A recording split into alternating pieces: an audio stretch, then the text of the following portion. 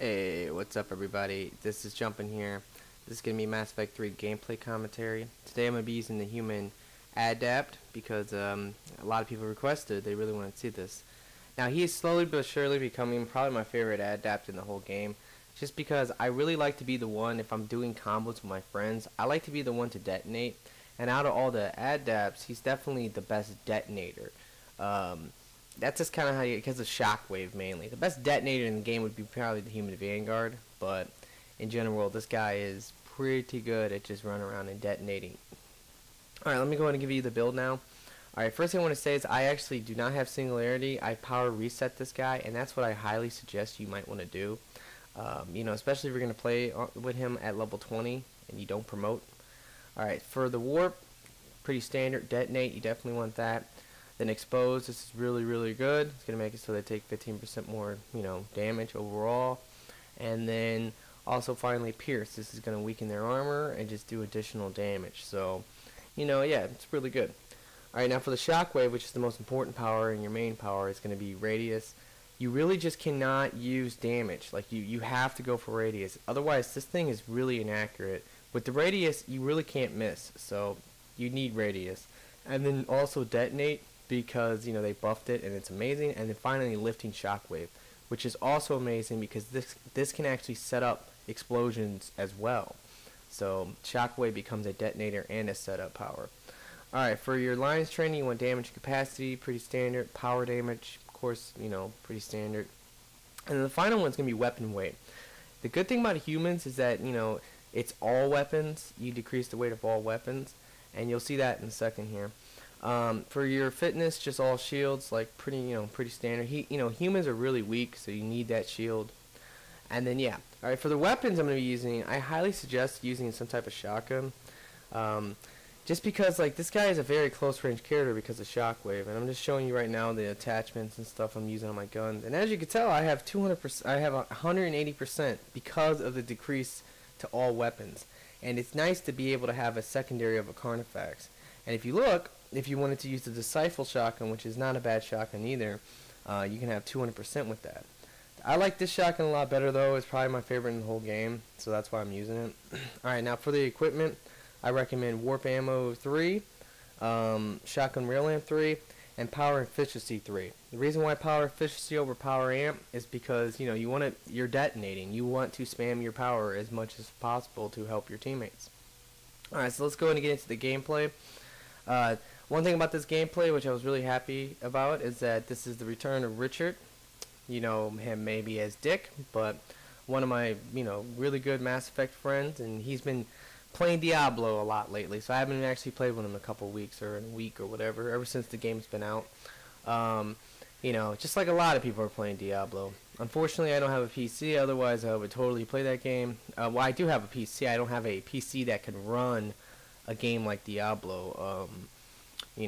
So if you're a PC gamer, I'm sure you have a lot of really good hardware. You have to. All right, so we're gonna be playing on against Cerberus in this gameplay, and we're gonna be playing on Firebase Reactor. Definitely one of the best maps in the whole game when it comes down to just staying with your teammates, being able to stay together. Now, the great thing about lifting shockwave is like right there. That's a great example. Is that what you can do is that you can actually lift them up with the shock. What I like to do, at least, especially if I'm the only one playing as like an Adapt, is I like to lift them up with the shockwave, and while they're in the air, while they're lifted, I use warp to blow them up. Now you might think, well, hey, they have to have no shield to be lifted. That's true. But that's one of the reasons for the shotgun, is that I really have always played with a shotgun on the human, just because, he's close range. Like, you want to get in close range, and if you're going to,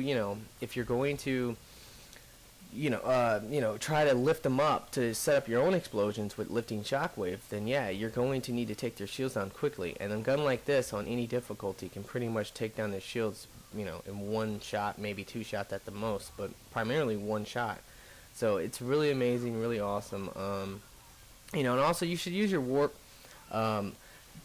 Somewhat, not too much though. You're 90% of the time you really should be using shockwave.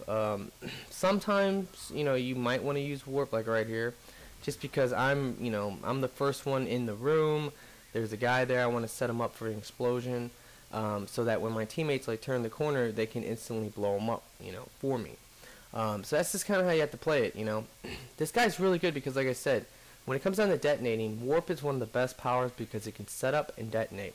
Shockwave can also now, because of lifting Shockwave, you can also set up and detonate.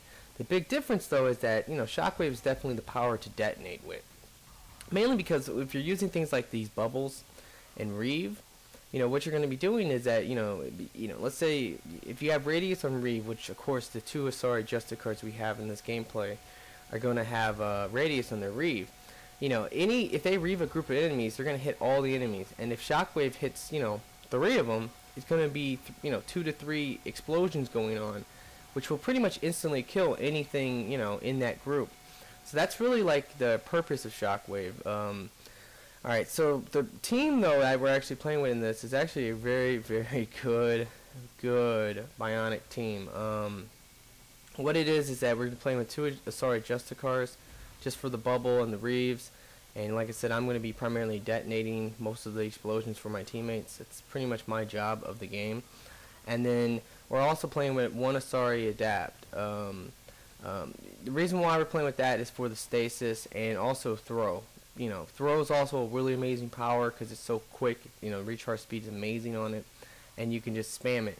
So, when it comes down to it, like against Cerberus especially, you're gonna want to be able to stasis those annoying phantoms, and you can pretty much run around and stasis everything, and that will cause explosions as well. So that's pretty much the idea behind like everything going on here. Alright, and like I said, I recommend the 2 weapons mainly because I like the shotgun a lot. Like like I said, you should play this guy as close range as possible. Just one thing too about the whole close range thing is that if you're the only one doing this and you're trying to do the whole let me warp and then go ahead and shockwave the enemy, that really does not work well. The reason that does not work well is because they dodge, and you guys know this by now, is that enemies dodge warp like crazy, and it can be very annoying. But the secret is that if you try to warp them from far away, yeah, they're gonna have a lot of time to dodge it. Where if you do it pretty much point blank, they can't dodge. Like they cannot. Well, they can, but it's a lot more unlikely that they're going to be able to dodge it than from a further distance.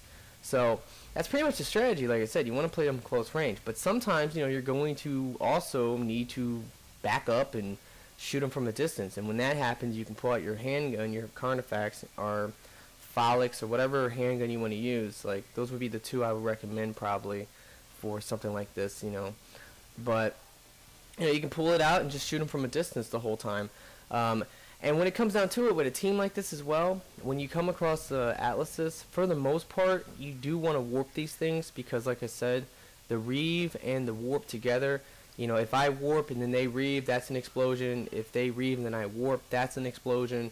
So it just goes back and back, it just it goes back and forth like over and over again.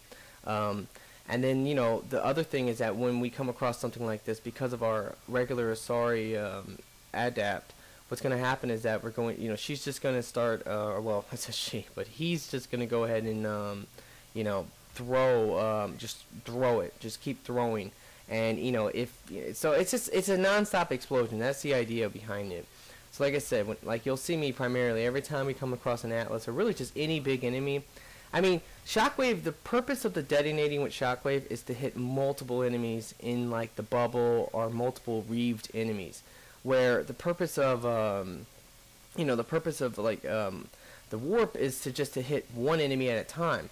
The best way to hit one enemy is when you're fighting a boss level enemy, because normally, not all the time, but most of the time, you might just only have that one target, so you just aim for the one target and you warp them.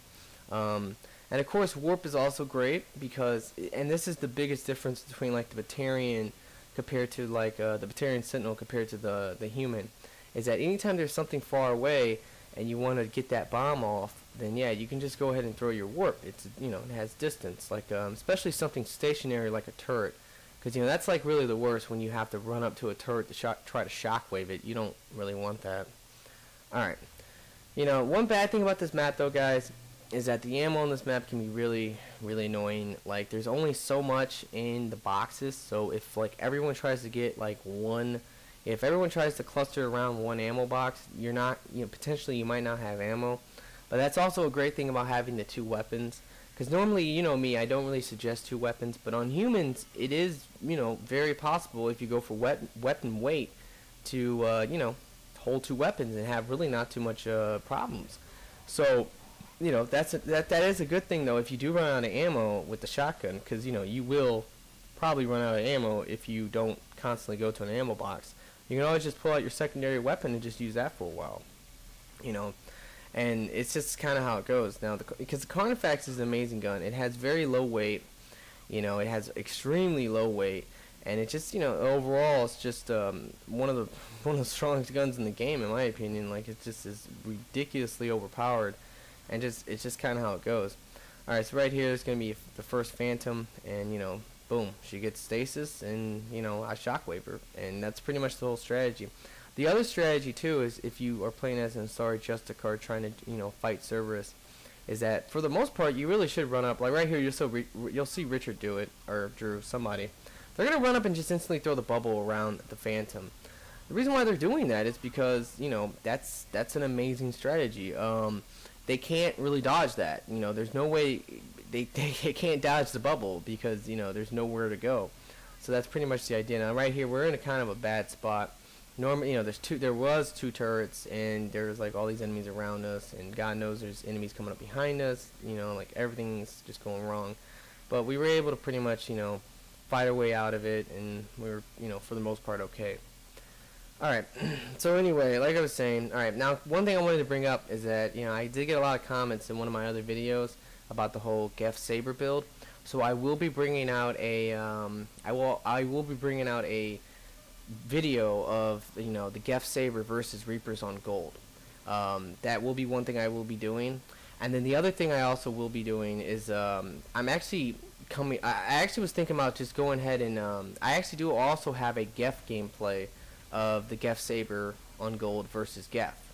So, and I believe in the video we were using all Geth infiltrators, and it was pretty interesting. It was really funny. So if you guys want to see that, just leave a comment, and I'll probably will upload it as kind of like a series, just kind of like I did with the Batarian and I did with the Engineer, where I kind of show you, how good that particular class is against all the factions. Because, like, the Geth Saber build is just really amazing against any faction, to be honest. Because the Saber is an amazing gun. So, and the Geth Infiltrator is, for the most part, an amazing, character in the game. One of the best. So, it's just what it is. And then the other thing I also was thinking about well, I wasn't thinking about doing, what I am doing is actually have a new series I'm going to be coming out with. It's going to be, another kind of like Fun with Guns series idea. Not, it's not going to be anything to do with guns or anything like that, but it will be a series, and for the most part, a lot of people have recommended me to do something, very similar to, what this series is going to be about. So, if you guys can figure it out, good for you. If you can't, you just got to wait for it. This is pretty much everything I'm doing this week. Like, that's, for the most part, like I said, I'm going to be uploading. Besides this gameplay, I'm going to be uploading the Geth Saber, videos probably, and also uploading the new series, part 1 of the new series. So, hopefully everything works out great. Okay, now one thing I also wanted to bring up in this video was that one of my buddies told me this, and I wasn't too sure about this but I believe him. I wasn't too sure about like the whole, was this information right? But what he told me is that apparently the DLC got canceled or got like pushed back or something like that, and they might, because like I don't know, what he said was that one of the guys who works at BioWare came out and said that it was just a rumor, the whole DLC thing was just a rumor, which is actually bullshit, because that really can't be right, because they did earlier in this month, I think around the 1st of the month is when the challenge weekend came out, I believe with the Banshees, and they were talking about we're gonna unleash the Vorcha soon. So right there, that just tells me there's going to be some type of DLC, obviously, just because of what they said. But maybe it's just not going to be coming out this month. which would suck. And honestly, like, that would be a very bad idea. Right here is a perfect example of, you know, times that you want to use your warp and your pistol when things are far away, you know, like that turret was. But anyway, like I was saying though, you know, that would be a really bad idea because, like, as of right now, you know, Mass Effect, I love this game, but it can get old. Like, you know, the game kind of can get a little bit old, and the DLC can definitely resurrect it a little bit when it comes down to just, you know, playability again. Like, you know, it's gonna be fun playing with all the new classes and doing that. And, you know, probably for a whole week or two, I will probably only be playing as the new classes and not anything else. So, you know, that's a great thing that the DLC can do. But the downside is that if they don't come out with it, then yeah, this game's gonna probably lose a lot of people, you know, people playing it. I mean, I don't know. That's how I feel, because there's a lot of other games coming out, like Max Payne 3, you know, some other stuff, you know, all these other, well, there's a lot of these other games out, Diablo's out, you know, all that kind of stuff. So, you know, for the most part, people are going to probably just start primarily playing other games, and, you know, this game potentially could kind of die in a way. I mean, it ain't going to die, but it's not going to be as popular. So, like, that's just something that I wanted to say. So you guys can leave a comment and tell me what you think about that, and also, you know, what you know or what you have heard, things like that. I'm interested to know your guys' opinions. Alright, but anyway, so this is Wave 6. You know, this is the unleashing of all these phantoms now. When you play against Cerberus, one thing is that whoever's your Asari Adept, your regular Asari Adept, the one with stasis, you know, he really has to be on his toes about trying to, you know, stasis phantoms as much as possible. Like, that is primarily his only job. Besides, well, you know, I won't say it's his only job, but it's one of his only real big important jobs. Because his other job, of course, is just to throw, primarily, just to throw everything that he possibly can. And that's a very important job, too, because that's, you know, he's detonating explosions for the other guys. But, like I said, so he really, if you're going to play as Ansari Adept, you really need to, you know, be on your toes, try to stasis every phantom as possible. And, you know, if you can play with friends, or you can play with, you know, randoms and you're talking to them, you know, you need to try to work together. Like, the other people playing with you need to tell you, like, hey, there's phantoms here, and, you know, you need to, you know, do your job. Like, it's just kind of how it works. You know, that's the point of the game. It's teamwork. All right. Well, anyway, you know, so that's a couple things. Now, another thing I was thinking about too, I wanted to bring up, is that I was looking at this game coming out, and I thought it looked really cool. It's definitely like a game that I think I would be interested in. I don't really know, like, would you guys be interested in it though? And that is actually, it's called Dragon Dogma. I was looking at that game, and at first I heard about it. Someone was telling me about it. I thought, it was like, it's whatever. Like, it's just gonna be a game. But then you know, when I got a good look at it, I was like, wow, that game looks pretty cool. Like, honestly, like, it is a RPG game. It's like, apparently it's a cross between, like, Dark Souls, if you guys know that game, and Skyrim. So, you know, and I love Skyrim and I love Dark Souls. Like, those, like, I really liked both those games. Like, I was really good at Dark Souls. I never uploaded any Dark Souls for real, but I wanted to. It's just I didn't really have an audience that would, you know, appreciate it, so I didn't really, you know, do it.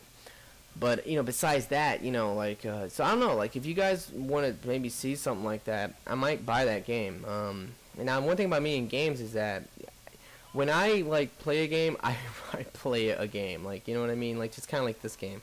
I don't just, like, I don't buy a game, play it for a couple days, and I'm done with it. Like, that's super rare. The only time I've ever done that before, for real, it's, like, Call of Duty games. Like, I'll buy them, and I'll play them, and I'll have fun with them for, like, a week or two, and then I'll just get, you know, then it's just like, man, fuck this game, and just, I'm done with it. But, and that's how a lot of people are, especially with the newer Call of Duty games, just because, you know, they're slowly but surely getting worse and worse. So, you know, that's one thing that I wanted to bring up. So, you know, when I play a game, though, like, I'm going to really play the game. So if I got, like, a game like that, I would probably not play this game as much. So, I mean, and I definitely want to continue to upload Mass Effect as much as possible, but with the news of the whole DLC thing, if that doesn't come out, I mean, I don't know how much longer I can play this game and, you know, be entertained by it. I have done pretty much everything possible, and when you know, any RPG game, once you do everything, and you've done it multiple times where you have done everything, it's kind of like repetitive at that point. You don't really want to, you get bored with it. It's just what it is, and that's what happens to most people. So yeah, that's one thing I wanted to bring up. So tell me what you guys think of that Dragon Dogma game. Do you guys think it looks cool or whatever? Like I said, any of your guys' opinions, I want to know. Like, it's something I want to do. Alright, so let me go ahead and shut up now and just start talking primarily about the gameplay and about the human Adept, because that's the purpose of this video. Like I was saying originally, like, the human Adept is really, really good in certain ways. Like, okay, the way I would explain it is that, alright, when it comes down to it, the Asari Adept, the Drell Adept, and even the Asari Justicar are probably better than the human. And that's literally every other Adept is better than the human. So for the most part, when it comes down to it, the human's probably the worst in a lot of ways. If you're trying to run around, if you run around with just you can literally just be a Drell Adept, run around and do really well. Like, you can have a lot of fun and just do really well. Where if you're just a human Adept and you don't have any teammates or people to play with to help you, or for you to help, it's definitely a lot more challenging and kind of frustrating, to be honest. Like, it can be very frustrating, especially when you're playing with people who are energy draining or overloading, because I mean it's a nightmare. Like, when you have to set up a power, like, when you have to set up your own explosions with this guy, it can be so annoying, because you run up to an enemy, like a big enemy like this Atlas here. Let's say I was playing with some tech guys, and nobody else was being, an Adept like me.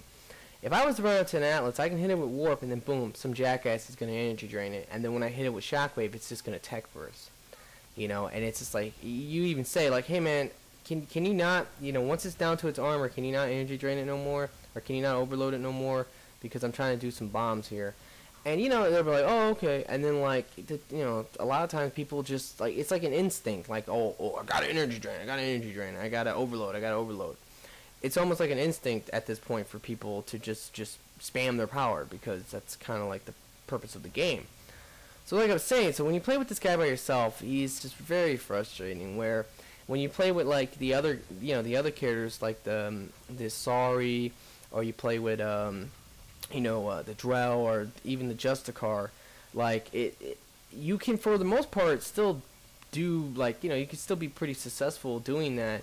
And where, like I said, like with this guy, you really just cannot. Like, it can be very frustrating. So that's one thing to think about. Like I said, he is the worst in that aspect, but when it comes down to detonating and helping your teammates, especially, like, get their bombs and, do all that kind of stuff, yeah, he's the best. But that's the only thing he really does do good, is just detonating, because of the Shockwave and the Warp. So, that's just one thing you guys got to think about. So, would I recommend him? I would, but primarily when you are in a group of people who are, trying to play as Adepts and trying to do bombs and stuff. If you're going to try to do this by yourself, it can be fun, but it can be a little challenging. Now, if you're going to do that, I'll go ahead and tell you a little bit of the strategies, a little bit of the secrets to playing like that. Because of the whole warp thing, like I said, when, you're playing with people, and every time you go for, you go for an explosion, they overload, or they energy drain, causing tech burst instead of the explosion. Because of that right there, what you should do, if you're going to try this, and you're just playing by yourself or whatever, what you should do is that you should actually, like I said, I highly recommend the shotgun, because the idea of it is that you have to be able to take down shields very quickly. So you pretty much, you run up to very close range, you shotgun them to take their shields down, you hit them with Shockwave, they lift up in the air, and then you hit them with Warp when they're in the air. And then anything around that enemy will will blow up, and then maybe they'll lose their shields, and then you just go ahead and you just keep doing that. You just repeat that same strategy, and it can be a lot of fun, especially when you are doing really well with it, and you're using a shotgun on a human Adept. Like, people just don't really see that coming, like, that can be good, but in reality, that's really the way I have always, like I said, played with him. I've always been, like, very successful with him. Um, but you know, singularity is also, you can also do the same strategy with the shotgun. The reason why I came up with the shotgun strategy was because of singularity. It wasn't because of shockwave, to be honest. Originally, for the longest time, I always like would use shockwave, not shockwave, but warp and singularity. Now the downside is that for, you know, on gold against reapers, that doesn't work. You cannot do that. Like there is literally no enemy that can be singularity. Well, on the later waves against reapers on gold, you cannot singularity anything. So it's just not a good power because of that. Same with a lot of like Geth and stuff. Now Cerberus, for the most part, you can pick up a lot of their enemies, but you know, it's just what it is. So I don't recommend singularity at all anymore. I only recommend shockwave and warp. But you know, you still want to play it like, you know, with the whole lifting thing, and with the shotgun rushing strategy and things like that. And if you're going to be in close range, because this guy is so weak, you got to play smart, and you got to, you know, you got to like roll a lot. Like, humans are great because they can roll. You know, a lot of other races can't roll and stuff, they can't dodge. And the roll that the humans get is one of the best dodges in the whole game, to be honest. Especially, you know, but that's the reason why you really have to move a lot. It's almost like a Vanguard. You treat him in a way like a Vanguard. Like I told you before, with a human Vanguard, you want to Nova and then roll and dodge a little bit, then you charge and you Nova and all that kind of good stuff. It's the same strategy for the most part, you know. But, and right there, that was really dumb. I hate when that happens. But my buddy Slayer straight up accidentally ran in front of me and totally blocked my, he ate the rocket. Like, he just ate it. And I hate when that happens. It's so annoying, but God knows that would have been a kill streak too. But it's whatever. And then I think he actually stole my kill streak, so, you know, it doesn't really matter though. It's not really a big deal. And once again, we got this upload, and, you know, it's going to suck because it's wave 10, and it's, you know, I don't know, like honestly, Cerberus is really annoying on wave 10, especially with these phantoms. But, you know, stasis really will make these phantoms, you know, it just, stasis can make Cerberus so easy. It really can. And it's been a long time since I've played with people stasis, you know, using stasis against, you know, phantoms and stuff. And I mean, it just makes it so easy, like, to be honest. And that's one reason why I think Cerberus gets like the cred, you know, well, I wouldn't say the cred, but the disc of being called the worst faction, or the easiest faction in the game, because stasis makes them easy. And that's the truth. Like, but in reality, I don't think Cerberus is the easiest. I think Geth are easier than Cerberus, but at the same time, like, you know, there's certain strategies you can do against Geth to make them really easy. You know, if you camp against Geth, everyone knows that it's super easy. If you use stasis against Cerberus, everybody knows that it's super easy. Even Reapers can be easy if you know, do the right strategy. So, like, everything in this game, you can always use some type of strategy to make it easier, but for the most part, you know, I mean, I don't know, I just don't think Cerberus is as easy as people, like, act like they are. Mainly just because in the later waves with all these phantoms and stuff, and the fact that they can instant kill you and all this other crap, like, you know, that's not easy. Especially, it's not easy when two of your people gets killed, like, you know, and they get assassinated and they can't play, and it's just two people left. Like, that's not easy ever. Alright, so this is going to be the extraction wave. You know, so if you can't tell, this game's been pretty epic. We've done a really good job of, you know, staying together, doing our bombs, and, you know, on this map, this is very important. This is pretty much your, like, position you really want to hold down to try to get full extraction. You do not want to be in the LZ, just like most maps, but this is the position that you really should hold down. If you can't tell, for the most part, they're going to primarily only come from, you know, that other side of the map where the LZ is. So you can pretty much stay in these doorways and kind of like wall glitch or head glitch, whatever you want to call it, and shoot them from these positions, and really have no problem. Like, I mean, you'll have literally no problem doing this. The only thing you gotta watch out for is that sometimes the phantoms will come up behind you. So someone really needs to constantly be looking behind you and checking and just seeing what's going on. Like right there, I was checking and see if there was any phantoms coming, just because I wanted to know. And I believe there might be some coming now. There you go. And, you know, but someone called that out. They're like, oh, we have phantoms behind us. You know, it's a very important thing you have to do. You know, and like I said, so you know, and of course, if you hold on this position, you can, you know, use your warp from a distance. You can use your pistol. That's one reason also why you do need a pistol, just for any situation like this where, you know, right here I can use my shotgun effectively, but if I was trying to shoot people on the other side, it just wouldn't work. But you know, like this is, you know, as you can tell, that position is really easy to hold down and defend. Now that we're down to 20 seconds, you know, now it's time for everyone to pretty much run through the middle and just kind of get to the LZ, and you know, just do our thing and hope that no one gets dropped at the end. So you know, we're really getting close to the end here. Let's see what happens. I wasn't even paying attention. Someone said, "Hey man, it's 5 seconds," and I ran in there, and yeah, we get the full extraction. So that's what's up. You know, that was a really awesome game. I really hope you guys enjoyed that video. You know, the human Adept, like I said, is actually, I don't know, like I said, he's bad, but he's good at the same time. Just depends on how you play him. It's really, that's the best way to put it. But yeah, so I hope everyone leaves a comment about all the things I talked about in this video. I would really appreciate that. But besides that, guys, please subscribe, please like this video, that really helps. Favorite the video, that also helps. And of course, have a nice day.